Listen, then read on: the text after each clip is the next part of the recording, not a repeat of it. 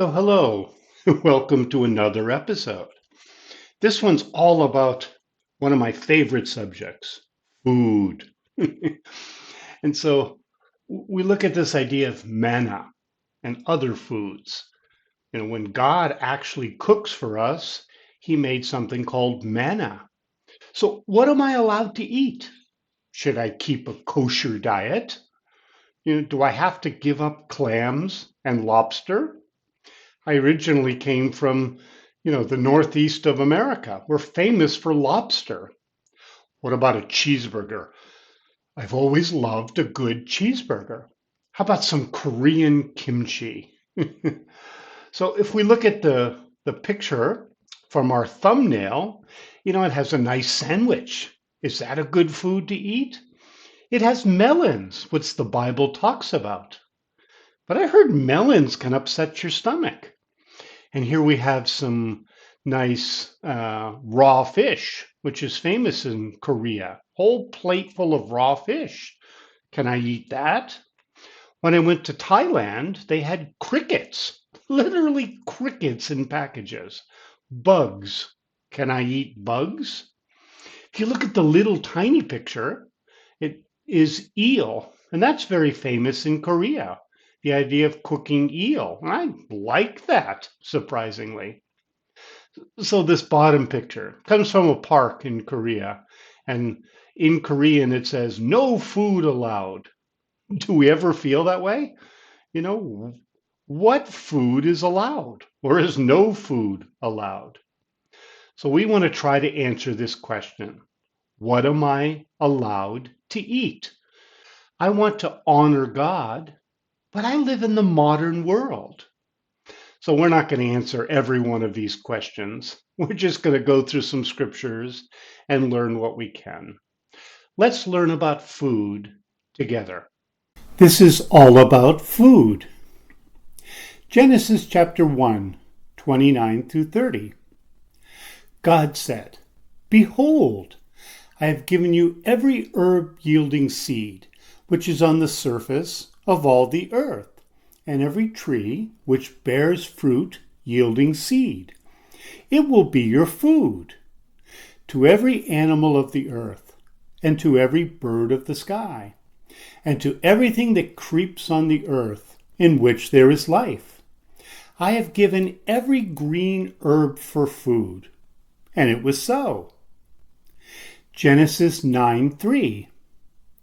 Every moving thing that lives will be food for you. As I give you the green herb, I have given everything to you. Numbers chapter 11, verses 5 through 8. We remember the fish which we ate in Egypt for nothing, the cucumbers and the melons and the leeks and the onions and the garlic. But now we have lost our appetite. There is nothing at all except this manna to look at. The manna was like coriander seed, and it looked like bdellium. The people went around, gathered it, and ground it in mills, or beat it in mortars, and boiled it in pots, and made cakes of it. Its taste was like the taste of fresh oil. Deuteronomy chapter 8, verse 7 through 10.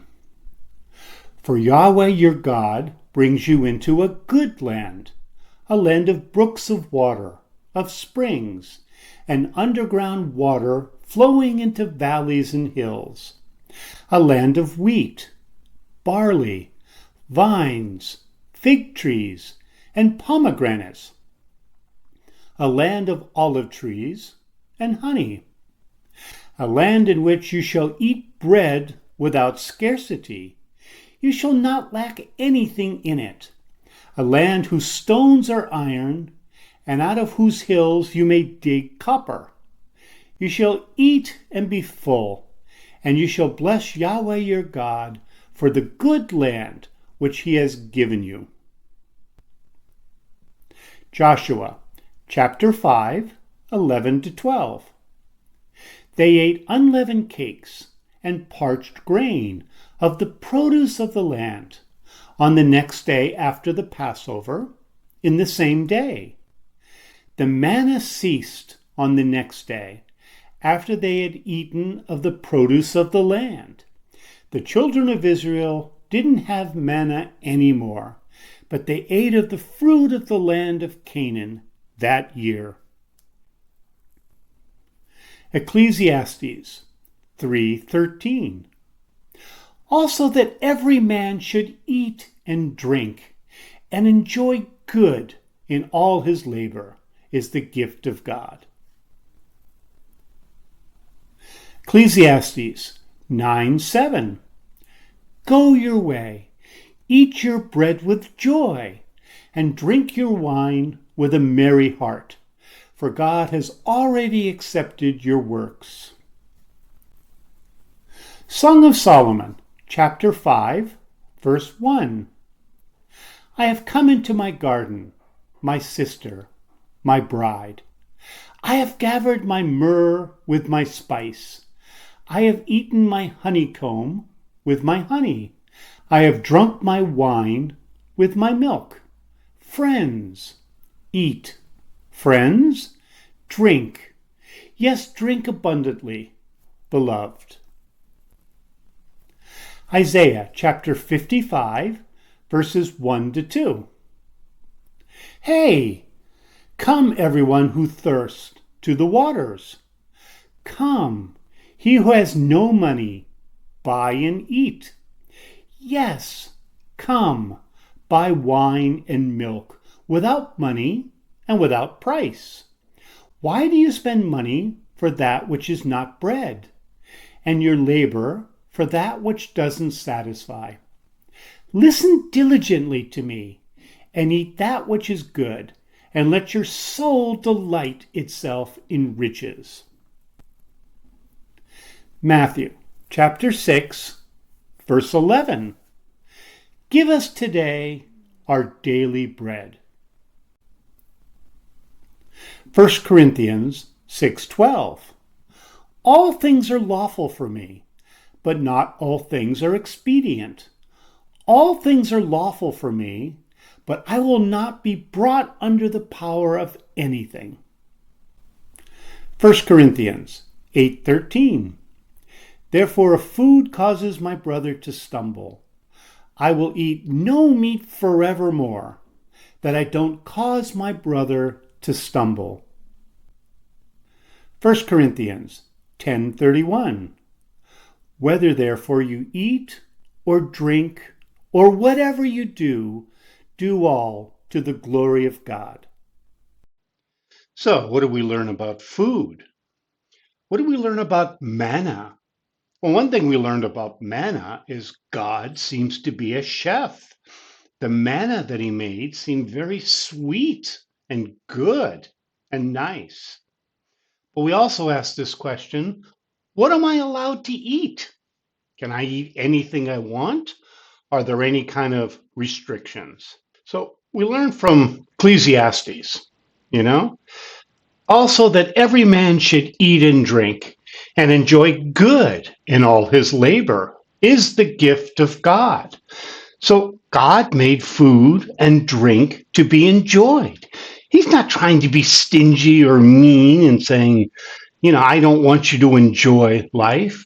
Go ahead, enjoy food and drink.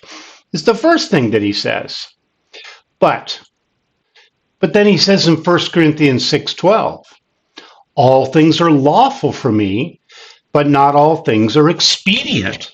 All things are lawful for me, but I will not be brought under the power of anything. So look at all the good foods that are on this table. And I'm sure in your country you might have different groups. This is a very Korean dish with some raw fish in the middle. But go ahead and enjoy it, but don't be brought under the power. Don't be a glutton, don't eat things that are bad for our bodies. So don't be brought under the power of food, because food can be very powerful. Like, for instance, in 1 Corinthians 8:13, Therefore, if food causes my brother to stumble, I will eat no meat forevermore, that I don't cause my brother to stumble. By the way, this is a meal called pork knee. When I lived in the Czech Republic, this was a very famous meal. It's quite good. You eat it with the bread we can see in the left-hand corner. And, it's just a very nice meal. But some people would say you shouldn't eat pork. And I respect that. So if what I'm eating is causing the person I'm with to stumble, don't eat it. That's a very good rule to follow. So in 1 Corinthians 10:31, it says, whether therefore you eat or drink or whatever you do all to the glory of God. So, enjoy your food, enjoy whatever it is you want to eat. Make sure you don't cause your brother to stumble in it if they're having trouble with it, but do all to the glory of God. Can you eat this food and give God glory for it? I think that's the biggest key. So go ahead and enjoy great food. Just make sure you give God the glory. So here's our new modern expression: forbidden fruit. This is the idea. It's something that you want but are not allowed to have. Like, for instance, when you lust after a man or a woman, but they are married. You really want something, but you would need to do something illegal to get it. This comes from Genesis chapter 2, verses 16 to 17. Yahweh God commanded the man, saying, you may freely eat of every tree of the garden, but you shall not eat of the tree of the knowledge of good and evil, for in the day that you eat of it, you will surely die. Forbidden fruit.